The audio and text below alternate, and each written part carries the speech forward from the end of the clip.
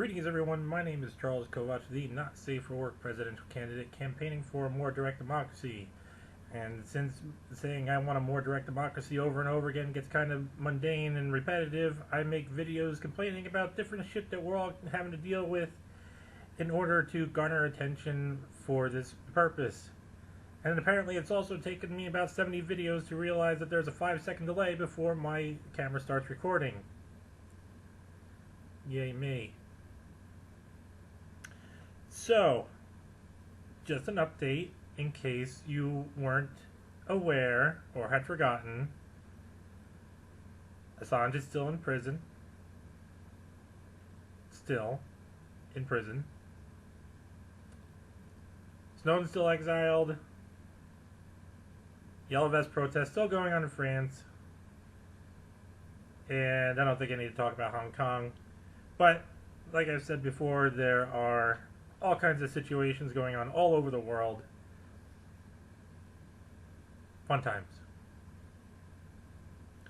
I learned another interesting tidbit of information the other day. Apparently, one of the witnesses in the Amber Geiger case, one of the witnesses against Amber Geiger, was found dead a few days after the trial.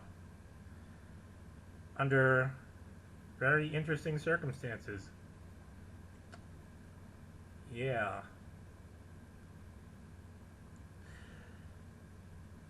So, I had to get work done on my car. And because of that, I didn't have my car for a couple of days. So, I decided to take a bus to my job. And I figured, okay, it's only a couple miles, should cost about $1 and change. Nope. Round trip costs over $6. So, basically almost as much as it would cost to work for an entire hour. There's something really fucked up about an economic system where the minimum wage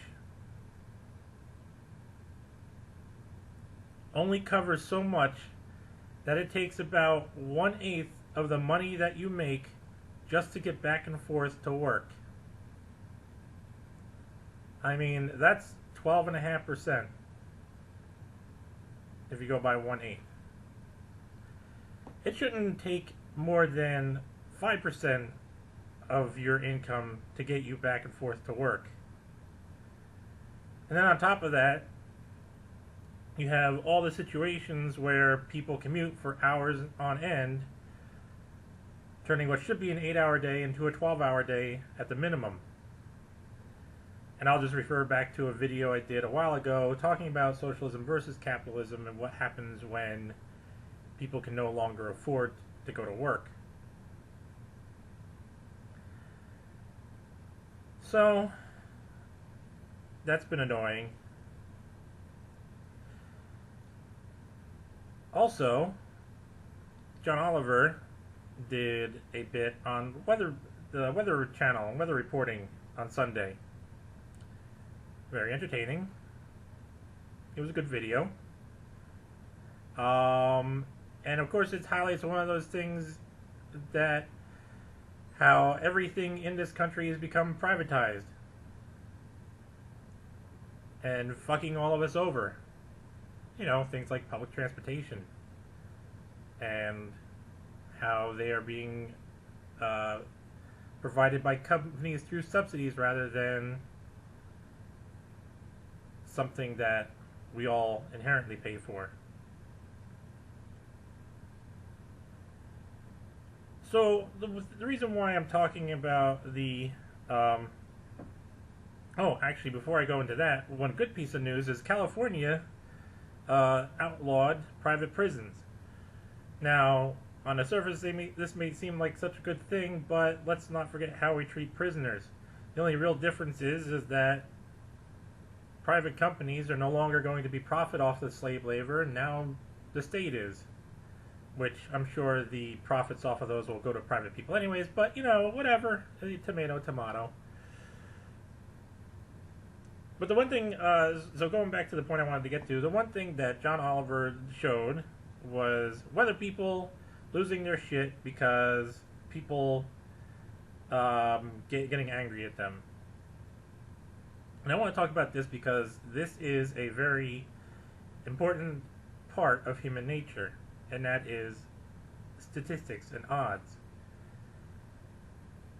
Realistically, when people are getting angry at the weatherman, it's no different than, say like, when I make an investment, I expect a return. I expect my investment to be worthwhile. Something like that. The point I'm trying to get at is that nothing is set in stone. There could be a 99.999999999999999999999. No, this is not me being a Nazi. Percent chance of something happening. But you still have that 0.0, however many nines I mentioned, 1% chance of something not happening. Nothing is set in stone. Something like the weather is all about odds. Oh, well, this forecast, this is how it's going to look. I mean, right now it's showing cloudy outside. I don't know what the fuck the weatherman said because, I didn't feel a need. I haven't heard of many storms coming up or anything like that.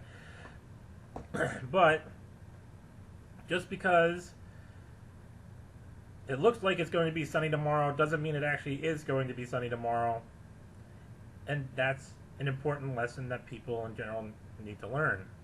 Because that same notion carries over to when people make an investment in the stock market or invest in a company. Oh, I expect to get a return out of it.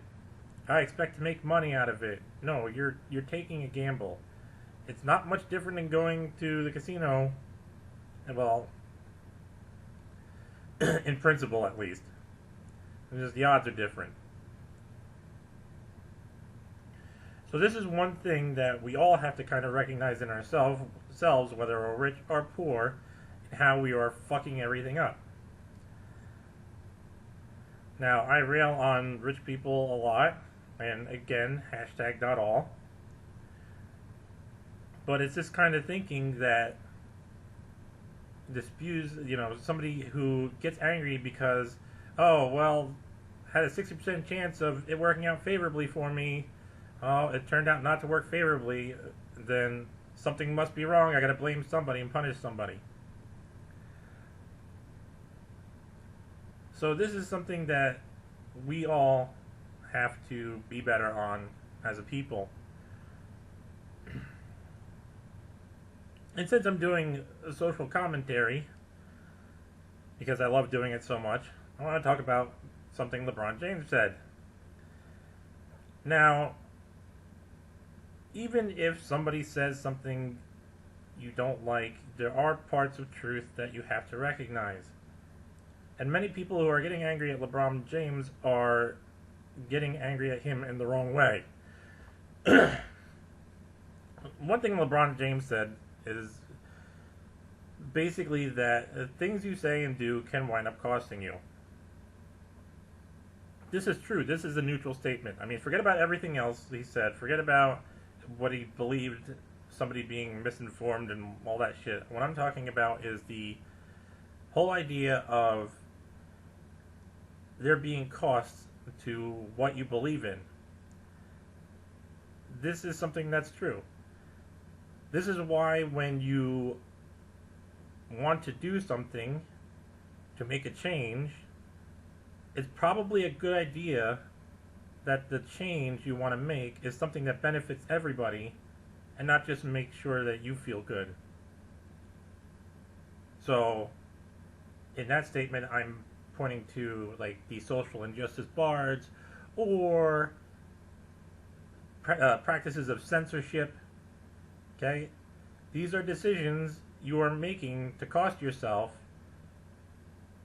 and in these two cases, they are not things that are going to work out well for you in the end. It may work out well in the short term. You may feel good about yourself in the short term, but they're not going to work out well for you in the end.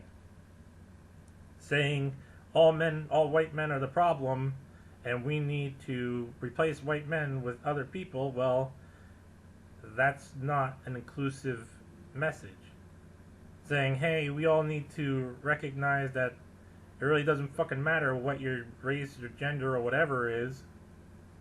That's an inclusive message. That's something everybody can get behind because you're including everybody. Saying, oh, hey, I don't like this thing you said, so I'm going to get angry at you about it. That's not productive. Because somebody else, remember, all these things you're doing or potentially doing just to make yourself feel better, somebody can flip around and do against you.